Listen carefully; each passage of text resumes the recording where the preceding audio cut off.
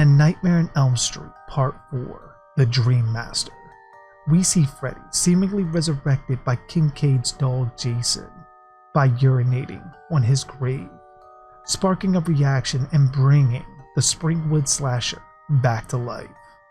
But the more I think about it, the more it doesn't make sense, especially when you factor in the whole sequence is in Kincaid's dream, which would have a presumably no bearings on the actual grave or Freddy's bones, especially since Freddy should be depowered a bit after his defeat in Part 3.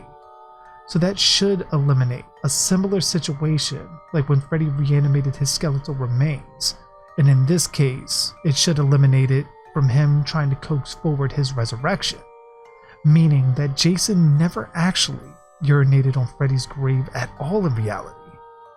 But if that's the case, what actually brought Freddy back? My theory is that when Donald Thompson and Neil Gordon buried Freddy, and Neil attempted to give him his last rites, Neil forgot some very important details, especially while dealing with a supernaturally charged spirit.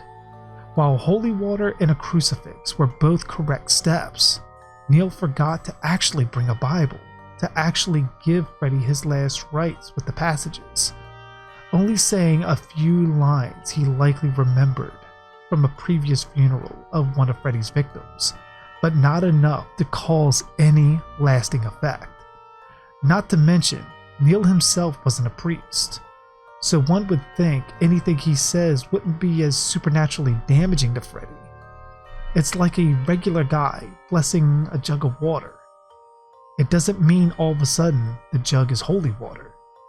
Otherwise, Neil wouldn't have needed to stop at a church to get it. Then finally, the location. Freddy was supposed to be buried on hallowed ground. Instead, he was buried in a junkyard.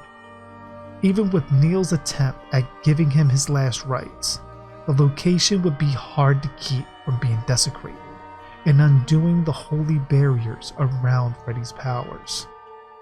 All of these things together, I believe, is ultimately what allowed Freddy to come back.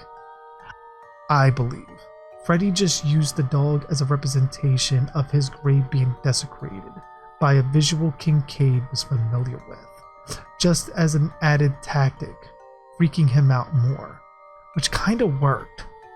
Plus, when Kincaid dies, we do see Jason wide awake reacting to the murder, which kinda differs from the dog waking up earlier in the film after attacking Kristen and appearing with her blood in his fur.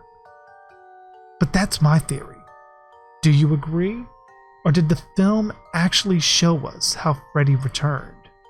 Or do you have a different thought? Comment below with your own theories, and be sure to like, share, and subscribe, as well as hitting the notification bell to be alerted whenever a new video is uploaded.